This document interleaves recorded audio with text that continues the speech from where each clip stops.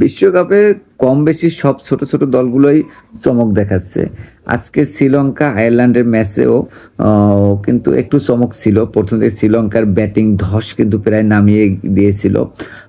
শেষ দিক দিয়ে যদি ওই যে ক্যামিও একটা ইনিংস না হলে কিন্তু একদম শ্রীলঙ্কার অবস্থা আরও বেশি খারাপ হয়ে যেত।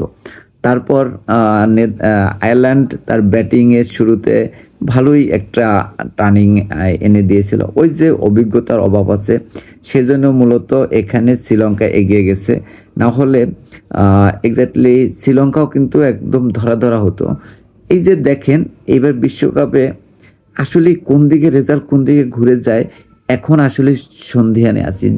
যেই দলগুলো আপনি ফেভারেটে রাখছেন, ফেভারেট 1, 2, 3-এ রাখছেন, সেই দলগুলোই কিন্তু আস্তে আস্তে করে জল খেয়ে তারপরে জিতছে, মানে হারতে হারতে জিতে যাচ্ছে।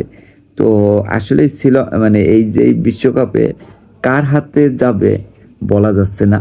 তবে প্রত্যেকটা ম্যাচই ভালো হচ্ছে, জমে যাচ্ছে। টি-20 সুলভ আসলে ম্যাচ হচ্ছে, একচেটিয়া বা একপাক্ষিক ম্যাচ হচ্ছে না। এটাই হলো টি-20-র সৌন্দর্য। আপনি যতটাই টি-20-তে আপনি একটা হার্ড একদম ক্লোজ ম্যাচে যেতে পারবেন। টি-20 না, যে ক্রিকেটের যে কোনো সবগুলোই হলো দুই পক্ষের ক্লোজ ম্যাচটা হলো যতটা এনজয় করবেন, যতটা আনন্দ করবেন, যতটা উপভোগ করবেন টান টান, সেটা কিন্তু আপনি একচেটিয়া ম্যাচে পাবেন না।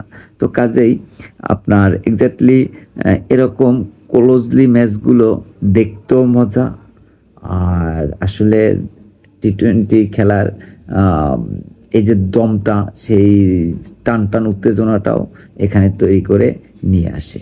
তো বন্ধুরা,